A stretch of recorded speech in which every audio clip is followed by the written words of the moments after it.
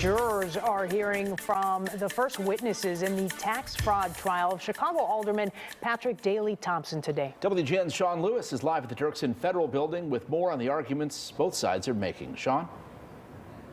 Yeah, Ben and Lourdes, this case centers around more than $200,000 in loans made to Patrick Daley Thompson.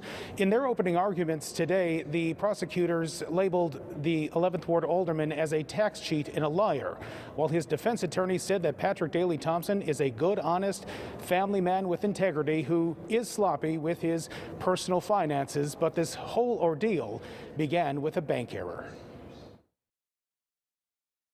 Patrick Daley Thompson arrived Tuesday morning, the start of his federal trial. The current alderman of Chicago's 11th Ward, the 52-year-old Thompson, faces several charges, including lying to federal regulators and filing false tax returns for 5 years, from 2013 to 2017. Throughout the day, several witnesses took the stand, including an IRS employee, 2 of Thompson's former accountants, and a former bank employee. More on her in just a moment. Prosecutors allege that Thompson took out 3 loans from the now defunct Washington Federal Bank in Bridgeport, totaling $219,000, money that went to Thompson's law firm and also in part to pay other tax debts.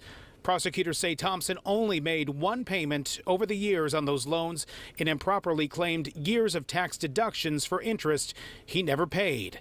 Federal prosecutors also claim that Thompson lied to them about how much he owed to the bank, downplaying that amount by $109,000. Thompson's attorney telling jurors his client simply forgot about that amount. The defense going on to say that the tax deductions, totaling more than $15,000 over 5 years, stemmed from a bank error that classified the loans as a mortgage and that Thompson simply never noticed that error. Which leads us back to that former loan servicer from Washington Federal. The bank was shut down by federal regulators in late 2017 in what they called a massive fraud scheme. The bank president, John Gambara, was found dead at a friend's home in 2017, just before the bank was shut down by federal regulators. Today's witness, who pleaded guilty to her own federal charges in the investigation, told jurors that it was Gambara who approved the loans to Thompson. Thompson's attorney sought to discredit that witness, calling her a convicted felon who rehearsed today's testimony with prosecutors and struck a deal to cooperate in this case for a reduced sentence. If Thompson is found guilty on all charges, he faces more than 30 years in federal prison. If he's found guilty on any charge, it is likely that Thompson will be forced to resign from his aldermanic position immediately.